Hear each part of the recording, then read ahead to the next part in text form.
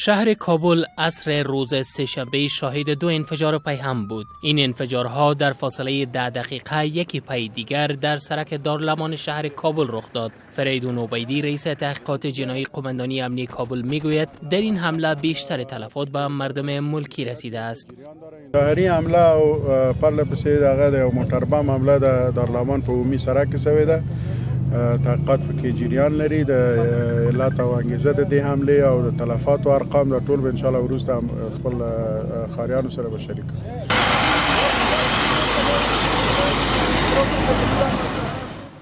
احمد ولی صبوری آمر حوزه هفتم امنیتی شهر کابل به رادیو آزادی گفت که هر دو حمله انتحاری بوده که به گفته وی توسط دو موتر بم صورت گرفته است. آقای صابری گفت حمله نخست در برابر دروازه ریاست پنجم امنیت ملی و حمله دومی در نزدیکی پوهنتون آمریکایی افغانستان رخ داده است.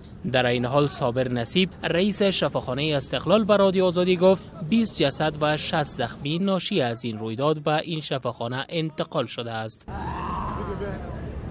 تعداد کسایی که به شفاخانه استقلال مراجعه کرده تقریبا در حدود 60 نفر مریضای زخمی است و تقریبا در حدود 20 نفر هم کسایی هستند که شهید انتقال داده شده به شفاخانه استقلال و تداوی از این زخمی ها امی فعلا جریان داره و ان شاء الله که ما آرزو میکنیم که تمام از زخمی ها شفایاب شوند.